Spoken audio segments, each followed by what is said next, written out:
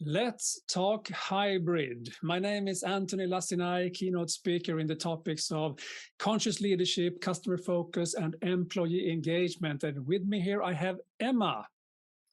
Hello, I'm Emma Nordbäck, and I work as an assistant professor at Hanken School of Economics in Helsinki. And I have studied virtual work, including virtual teams, remote work, leadership, for the past 10 years or so. And together we've actually already held some courses and trainings on hybrid leadership. So we're in a good place, I think. Emma, I have a couple of questions that we could discuss together and share with the people who's watching this afterwards. Are you ready? I'm ready. Bring them on. The first question is, what's the work in hybrid workplaces? Yeah, what's the work? That's a really good question that I have been thinking about recently.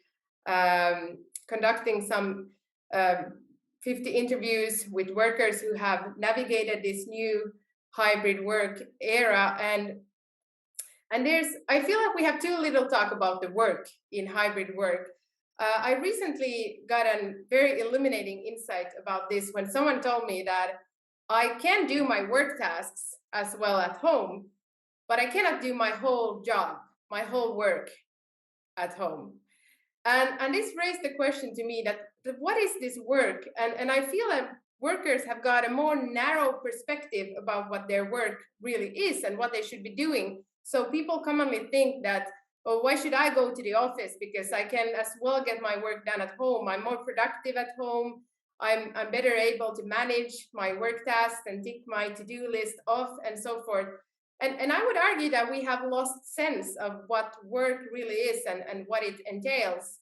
I don't know, Antoni, do you have any thoughts on this concept of work in hybrid work? It's exactly what I've heard as well when I've interviewed leaders. I talked to one, for instance, who said that many of us are more and more egoistic now. We only focus on our own specific task. And she said, and I don't know if this translates very well in English, but she said, we are going from silos to straws.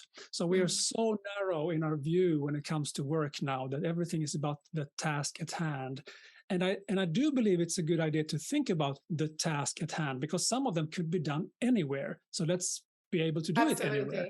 But then, as you say, some of them are not appropriate to do by yourself somewhere. So, and then we perhaps need to find a way to collaborate much more. Yeah, and I feel like it's these meta tasks like bumping into colleagues, ideating, helping each other, and those kinds of things that we don't actually notice that we do when we are at the office. But many of them kind of just fall out when we are working from home. And I guess that this is also part of what many leaders are fearing, like where's their innovation power going? How are they gonna ensure that their company is innovative in hybrid work and so forth? And I feel strongly about this, that part of the fear is there, and it's motivated because of this fact that people become more focused on their individual tasks or the concrete tasks within their team, but then all the other things happening outside that is kind of, it's hard to maintain in hybrid work. At the same time, we've had distributed teams for decades now where they seem to be really innovative anyway. So perhaps, and I'm wondering what you think about that, perhaps it's also a matter of how you facilitate innovation when you're not used to it. The situation we have right now is that you could go into the office, you might choose not to, and all of a sudden we're scared that innovation goes away. But we have lived with distributed teams for decades, as I said, and managed pretty well to also be innovative and creative. What do you think about that?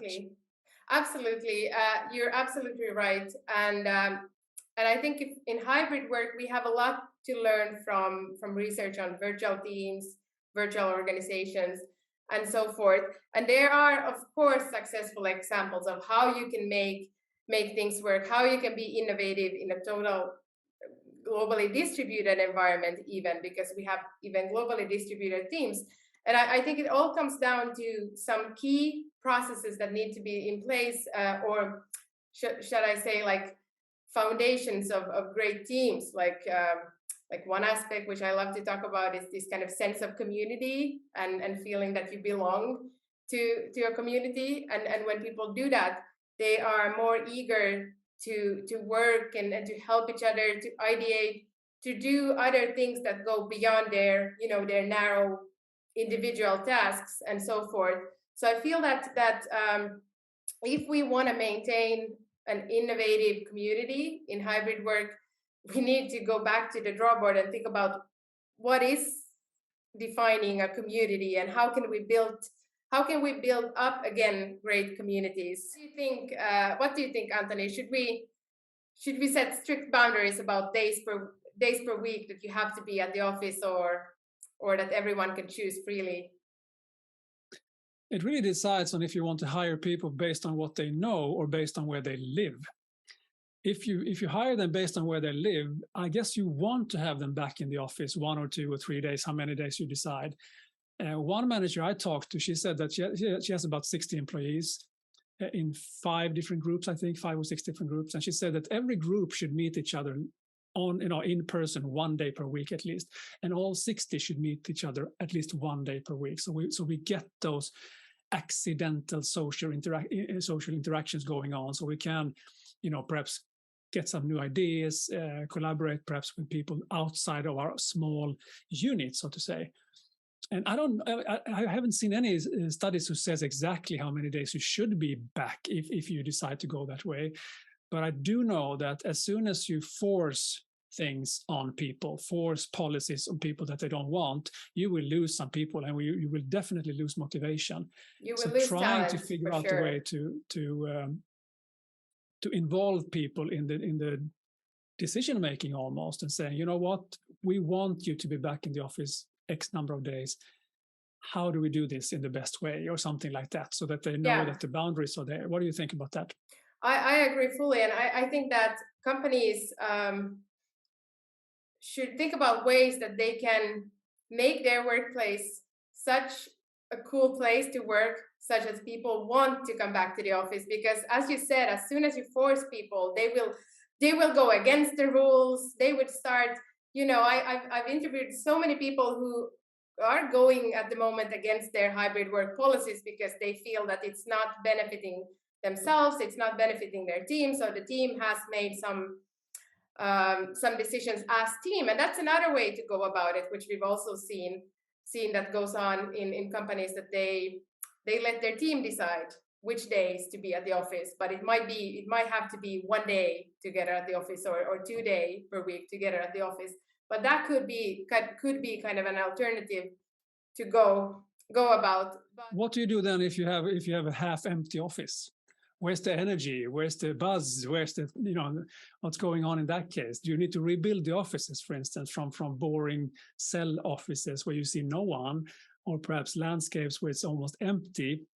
There's a lot of questions going on right now, if you can even keep the square footage or the square meters if you only have 60% of the people or 40% of the people in the office today. Do you have any opinions on if people should, or companies should just shrink the size of their offices now? Well, that's a really, really interesting question, and I think it would be sad if everyone cannot meet in the office. But on the other hand, companies can organize company days outside the office where everyone meets, especially in studies on virtual teams, for instance, who work remotely all the time. It might be enough to meet a couple of times per year and have a really nice and fun time together for those ideas and relationships to develop. So I don't know, like, does the office space per se have to be the place where the whole company meets at the same time? But it's an interesting question, and I have seen some of your ideas around that, how maybe 2 different companies could combine spaces, or... Yeah, that was just an idea that I threw out there. I don't know if this works, but if there are, if you only have like 50% of your people in, or if you have all of the people in some days, then perhaps share an office instead with another company. Keep the space, because space is sometimes good to have, but then share perhaps with another company or 2 other companies. I like the idea about offsite as well, because then you can do, as you say, much more, unless you create tons of PowerPoints and boring information presentations, that's another story. But if you do that in a collaborative way, then it makes sense. But I have also talked to employees who now feel left out, being on the outside. They say that they have an office where they can go in, but only 35-40%, of the capacity is there. So when they come, they might not even have a place. And they say, I don't feel that I belong here anymore. I'm just, I might as well work from home now and skip this altogether. So it is a tricky balance that we have right now. And you have to feel welcome. You have to feel welcome to the office, because otherwise that's exactly the reaction that employees will have.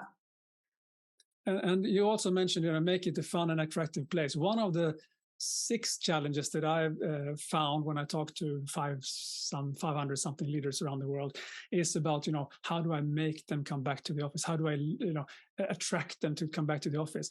Well, if you even have that question, what does your office look like is what I'm thinking in that case. Do you have boring beige walls or flickering lights in the ceiling? What is it?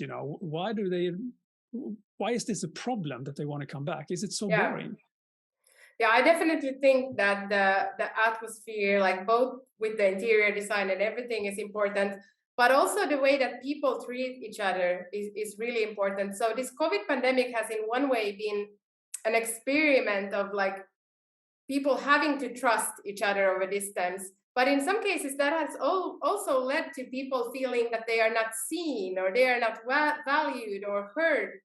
So I think we need to bring back this kind of care for one another, that we have to show that we care about each other as colleagues, and so forth. So if you come to the office and you feel welcome and you feel that people there care about you, it's definitely, I'm more willing to go to an office like that.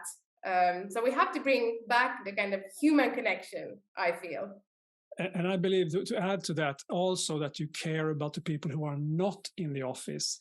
I say my way of saying this is that hybrid is digital. So if you have a hybrid context where you have, for instance, a meeting when some people are in the conference room physically and then some people are calling in somehow, always go for the digital version if somebody is remote, because then you talk and you meet on equal terms. You don't have an A team and a B team anymore. You have everyone is the same team. And that's why I also said, skip the cinnamon buns, inside the office, because if I'm calling in and I see that you're munching away on nice cinnamon buns from the local bakery, and I'm sitting here with nothing, I feel left out. I know it's a stupid thing, but it really makes a difference. On the other hand, I know that some manager says, I want the cake to be in the room, because then they will see it and then they want to be part of the, coming into the office. Hey, it's a chance, it's a risk you take when you do that. Yeah, absolutely. But I also have to say that from my own research, I found that sometimes the people that go to the office feel kind of misunderstood by their colleagues. So some people that goes to the office go there to concentrate, to work, because they want to put on a professional hat and they feel that they can concentrate the best when they go to the office.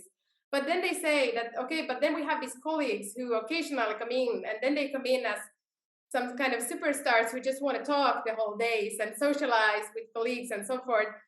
And then these workers are, no, we don't have time for that. I came here to work on my work tasks and so forth. So this is a delicate balance to kind of like find this respect both ways. And I feel that people need to spend more time about building awareness about different people's preferences and their choices. Like, why do I go to the office in the first place? Or why do I work from home?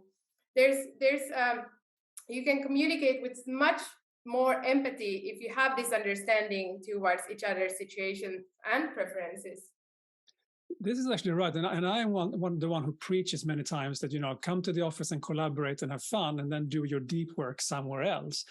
But that's not necessarily the case. If I have a really bad home environment when I cannot do my deep work, I need to go to the office to do it. So perhaps it's time to also rethink the whole structure of the office.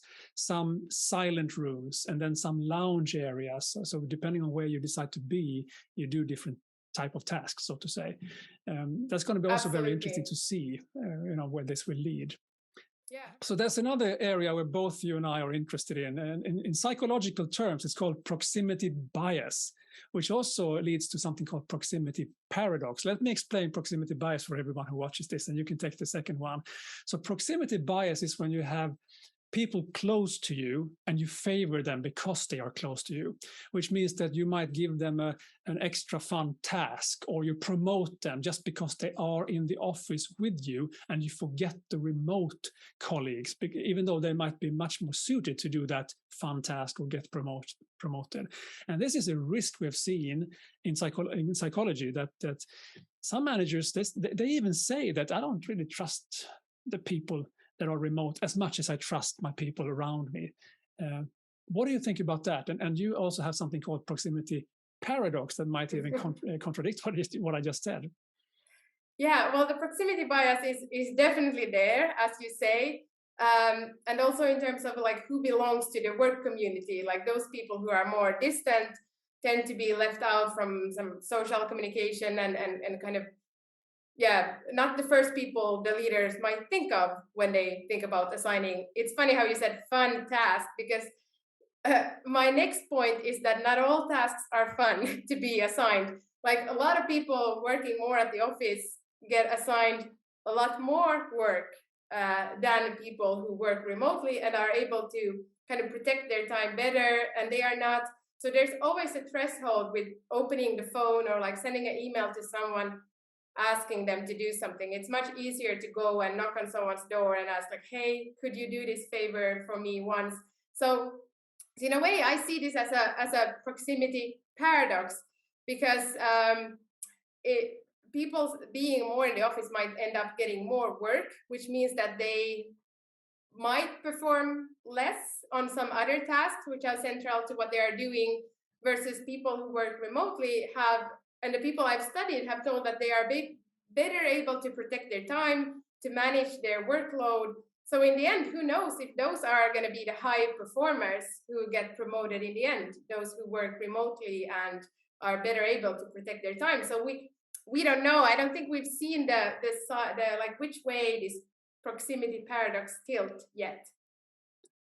Interesting perspective then. Not only is it the bias of people around you, but also, perhaps you dump stuff on them that they don't even want. So we'll see what happens there as well. Well, Emma, this has been great. Thank you so much for this conversation. Where can people reach you if they want to get in touch with you? Well, I think people can find me LinkedIn, Twitter, perhaps not knocking my office door because I'm not always sitting there, as now working from home, for instance. So yeah, there you can reach me. And of course, this is on LinkedIn, probably when you see this, or it's on my homepage, antonilacinai.com. So you will find me there as well. All right. Thank you so much. Have a good day. Thank you, Antoni. Bye-bye.